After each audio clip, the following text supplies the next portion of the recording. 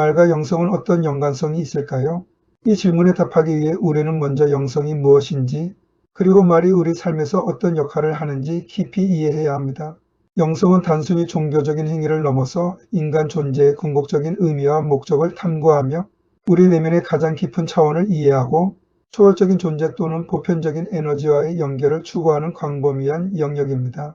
이러한 영적인 여정에서 말은 단순한 도구가 아니라 영성을 형성하고 표현하며 심화시키는 핵심적인 매개체가 됩니다.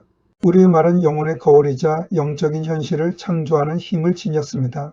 창세기 1장 26절을 보면 하나님께서 우리를 당신의 형상대로 만드셨다고 기록되어 있습니다. 하나님의 형상으로 지음받은 우리는 하나님의 놀라운 능력을 부여받았습니다. 그 능력 중 하나가 바로 말입니다. 이 말은 단순한 의사소통의 도구를 넘어 우리의 영적 여정을 형성하고 표현하며 심화시키는 핵심적인 매개체가 됩니다.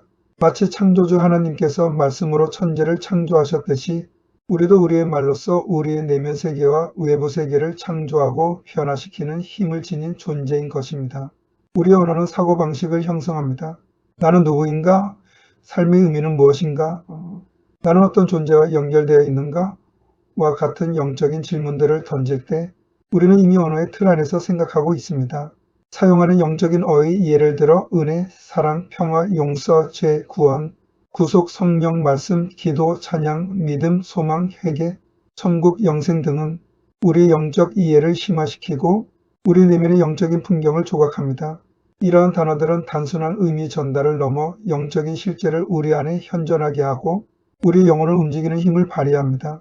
우리가 이러한 영적인 언어를 사용할 때 우리는 단순히 정보를 교환하는 것을 넘어 영적인 진리와 접속하고 그 진리에 의해 우리 자신이 변화되는 경험을 하게 됩니다. 잠언 18장 21절은 죽고 사는 것이 혀의 권세에 달렸나니 혀를 세게 좋아하는 자는 혀의 열매를 먹으리라고 말씀합니다. 이 말씀처럼 말은 생명과 죽음을 좌우하는 권세를 가집니다. 영적인 성장을 추구하는 많은 사람들은 긍정적이고 지지적인 자기 대화의 중요성을 강조합니다. 나는 하나님의 사랑받는 자녀이다. 나는 평화를 선택한다. 나는 충분하며 하나님 안에서 완전하다. 나는 믿음으로 모든 것을 할 수 있다와 같은 내면의 말은 우리의 정체성을 긍정적으로 형성하고 내적 평온과 힘을 얻는 데 기여합니다. 이러한 자기 대화는 우리 뇌의 활동에 직접적인 영향을 미쳐 도파민이나 세로토닌과 같은 행복, 호르몬 분비 변화를 유도함으로써 영적인 평화를 가져다 줄 수 있습니다. 긍정적인 자기 암시와 신앙 고백은 우리의 잠재의식에 깊이 각인되어 우리의 생각과 감정, 나아가 행동까지 변화시키는 강력한 힘이 됩니다. 이는 영적인 원리가 과학적으로도 증명되는 놀라운 현상입니다. 분노, 불안, 두려움과 같은 부정적인 감정들이 영적인 평화를 방해할 때 우리는 말로써 이를 다스리려 합니다. 예를 들어 기도나 명상 중에 부정적인 생각을 긍정적인 말로 바꾸거나 이 또한 지나가리라. 하나님께서 모든 것을 합력하여 선을 이루실 것이다. 나는 두려워하지 아니하리니 주께서 나와 함께 하심이라와 같은 영적 지혜의 말을 되뇌며 감정을 조절합니다.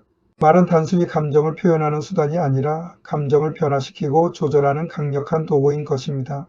우리가 부정적인 말을 내뱉을 때 그 말은 우리의 영혼을 갉아먹고 반대로 긍정적이고 영적인 말을 선포할 때 그 말은 우리의 영혼의 생명력을 불어넣는다는 사실을 기억해야 합니다. 그렇다면 영성 표현의 통로는 어떤 것들이 있을까요? 첫째, 기도가 바로 그것입니다.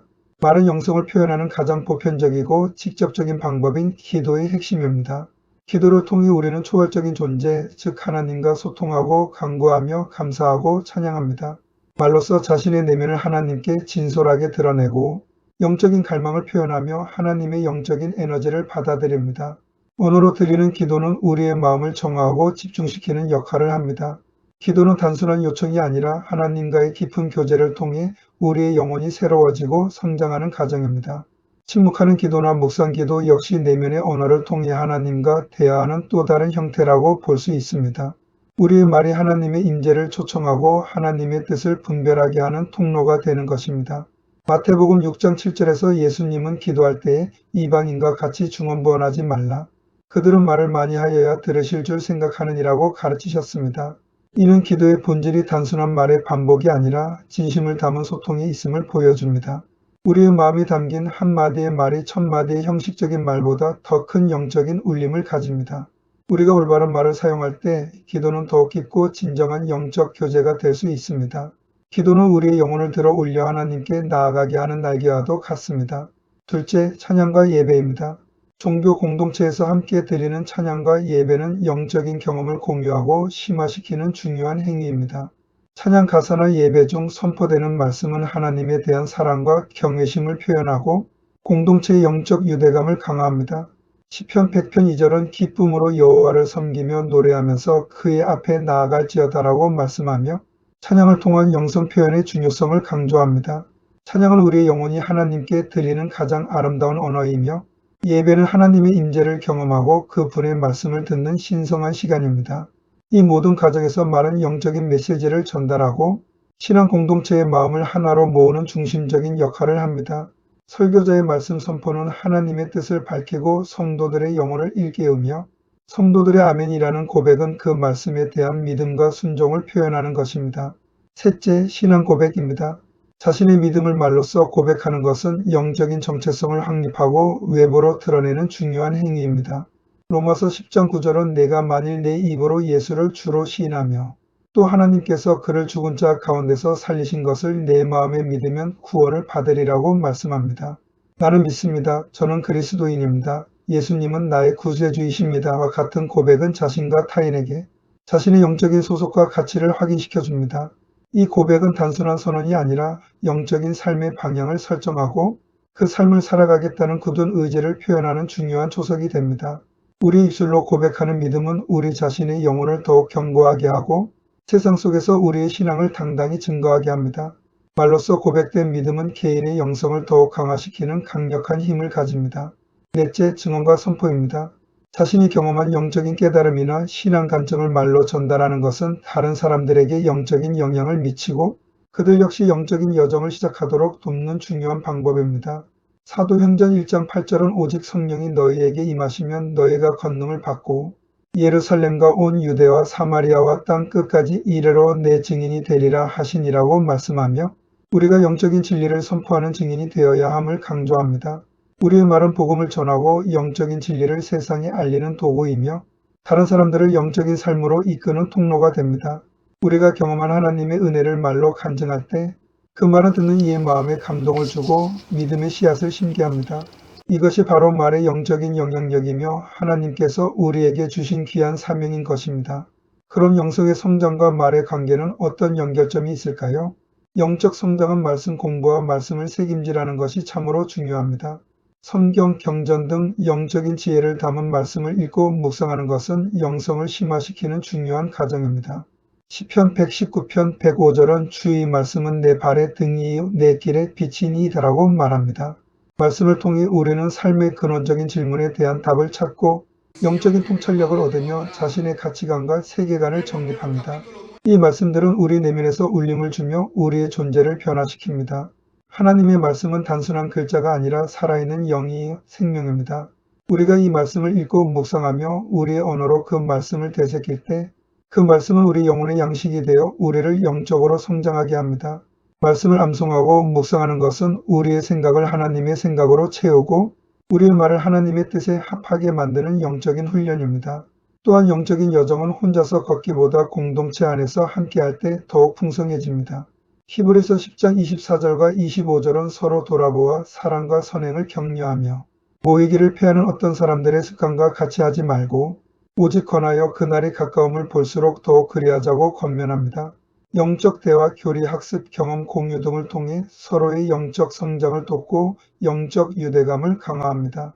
공동체 안에서 오가는 진솔하고 지지적인 말들은 우리에게 영적인 안정감과 소속감을 제공합니다. 믿음의 공동체 안에서 나누는 대화는 우리의 영적인 눈을 열어주고 혼자서는 깨닫지 못했던 진리를 발견하게 합니다. 서로를 격려하고 위로하며 때로는 도전하는 말들은 우리를 더욱 견고한 믿음의 사람으로 세워나갑니다. 공동체의 말은 우리의 영적 여정에 필요한 힘과 지혜를 공급해주는 생명수와도 같습니다. 영적인 치유는 종종 말로 표현되는 용서와 화해를 통해 이루어집니다. 에베소서 4장 32절은 서로 친절하게 하며 불쌍히 여기며 서로 용서하기를 하나님이 그리스도 안에서 너희를 용서하신과 같이 하라고 말씀합니다. 상처를 준 사람에게 용서를 구하거나 상처를 준 사람을 용서하는 말은 마음의 짐을 내려놓고 영적인 평화를 되찾는 데 필수적입니다. 용서의 말은 과거의 아픔에서 우리를 해방시키고 새로운 관계를 시작할 수 있는 문을 엽니다. 또한 자신을 용서하는 말은 우리의 죄책감과 수치심을 씻어내고 하나님의 사랑 안에서 온전함을 회복하게 합니다. 말로 표현되는 용서는 단순히 감정의 변화를 넘어 영적인 관계를 회복하고 영혼의 평화를 가져다주는 기적적인 힘을 지닙니다. 결론적으로 말은 영적 여정의 시작과 끝에 걸쳐 매우 중요한 역할을 합니다. 말은 우리가 영적인 진리를 이해하고 내면의 영성을 표현하며 타인 및 초월적 존재와 연결되고 궁극적으로 영적인 성장을 이루는데 필수적인 매개체입니다. 우리의 말 한마디 한마디가 영적인 삶에 깊은 영향을 미칩니다. 우리는 말을 통해 영적인 현실을 창조하고 우리의 믿음을 선포하며 하나님의 영광을 드러낼 수 있습니다. 말은 우리의 영혼을 가꾸고 영적인 삶을 풍요롭게 하는 가장 강력한 도구인 것입니다. 그러므로 우리는 우리의 말을 신중하고 지혜롭게 사용하여 언제나 하나님께 영광을 돌리고 이웃에게 덕을 세우는 생명의 말을 해야 할 것입니다. 말의 내용으로 영성을 알 수 있을까요? 네, 말의 내용으로 영성을 알 수 있습니다. 말은 단순한 의사소통 수단을 넘어 그 사람의 내면 세계, 가치관, 신념, 그리고 영적인 상태를 반영하는 거울과 같습니다. 우리가 어떤 말을 하고 어떤 내용을 주로 이야기하는지를 통해 그 사람의 영적 깊이와 방향성을 엿볼 수 있습니다. 우리의 말은 곧 우리의 영혼이 어떤 상태에 있는지를 보여주는 가장 명확한 증거입니다. 말의 내용이 영성을 드러내는 이유는 무엇일까요? 첫째, 내면의 가치와 우선순위를 반영하기 때문입니다. 누가복음 6장 45절에 선한 사람은 마음에 쌓은 선에서 선을 내고 악한 사람은 그 쌓은 악에서 악을 내나니 이는 마음에 가득한 것을 입으로 말함이니라는 말씀이 있습니다. 이는 우리의 말이 곧 마음속에 가장 중요하게 여기는 것, 즉 우리의 가치관과 우선순위를 드러낸다는 의미입니다. 영적인 것에 가치를 두는 사람은 자연스럽게 영적인 주제나 언어를 더 많이 사용하게 됩니다. 우리가 어떤 것을 중요하게 생각하는지는 우리의 말을 통해 명확하게 드러납니다. 돈, 권력, 명예 등 세속적인 것에 관심이 많은 사람은 주로 물질적이고 현실적인 이야기에 집중하는 반면 사랑, 봉사, 희생, 용서, 진리, 영생, 하나님의 나라 등 영적인 가치에 집중하는 사람은 그러한 주제에 대한 깊은 성찰과 나눔을 선호합니다. 그들의 말 속에는 세상적인 욕심보다는 영적인 갈망과 하나님의 뜻을 구하는 마음이 배어 있습니다. 둘째, 영적 통찰력과 지혜를 보여주기 때문입니다. 영적 성숙도가 높은 사람의 말은 종종 깊은 통찰력과 지혜를 담고 있습니다. 삶의 본질, 고통의 의미, 존재의 이유 등 근원적인 질문에 대한 깊이 있는 이해가 말에 배어 나옵니다. 야고보서 3장 17절은 오직 위로부터 난 지혜는 첫째 선결하고 다음에 화평하고 간용하고 양순하며 긍휼과 선한 열매가 가득하고 편견과 거짓이 없나니라고 말씀합니다. 이러한 지혜는 우리의 말을 통해 드러납니다. 그들의 말은 듣는 이의 마음을 평화롭게 하고 복잡한 문제 속에서 명확한 해결책을 제시하며 영혼을 성장시키는 힘을 가집니다. 반면 영적 이해가 부족한 말은 피상적이거나 자기중심적인 경향을 보일 수 있습니다. 그들의 말은 주로 자신의 만족이나 세상적인 성공에 초점을 맞추며 영적인 깊이나 보편적인 진리를 담아내지 못하는 경우가 많습니다. 셋째, 언어의 정화 과정을 보여주기 때문입니다. 영적으로 성장하는 과정에서 우리의 언어는 정화됩니다. 에베소서 4장 29절은 무릇 더러운 말은 너희 입 밖에도 내지 말고 오직 덕을 세우는 데 소용되는 대로 선한 말을 하여 듣는 자들에게 은혜를 끼치게 하라고 말씀합니다. 불필요한 비난, 험담, 불평, 거짓말, 시기, 질투 등 부정적인 언어들이 줄어들고 대신 감사, 긍정, 용서, 겸손, 사랑, 격려, 축복의 언어가 많아집니다. 이는 영적인 수련과 자기 성찰을 통해 내면이 변화되었음을 보여줍니다. 우리의 말이 변화되는 것은 곧 우리의 마음이 변화되고 있음을 의미합니다. 거친 말, 상처 주는 말 대신 부드럽고 생명을 살리는 말을 사용하는 것은 영적인 성숙의 분명한 증거입니다. 이런 언어의 정화는 주변 사람들에게 긍정적인 영향을 미치고 영적인 분위기를 조성하는 데 크게 기여합니다. 넷째, 신앙 고백과 찬양의 표현이 증가하기 때문입니다. 영성이 깊은 사람은 일상 속에서 기도와 찬양의 언어를 자연스럽게 사용합니다. 감사의 고백, 간절한 간구, 신뢰의 표현이 그들의 말 속에 녹아들어 있습니다. 베드로전서 3장 15절은 너희 마음에 그리스도를 주로 삼아 거룩하게 하고 너희 속에 있는 소망에 관한 이유를 묻는 자에게는 항상 대답할 것을 준비하되 온유와 두려움으로 하고라고 말합니다.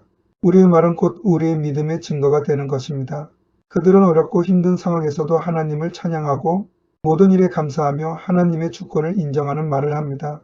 이러한 말은 그들의 삶이 하나님 중심적이며 그분과의 깊은 관계 속에서 살아가고 있음을 보여줍니다.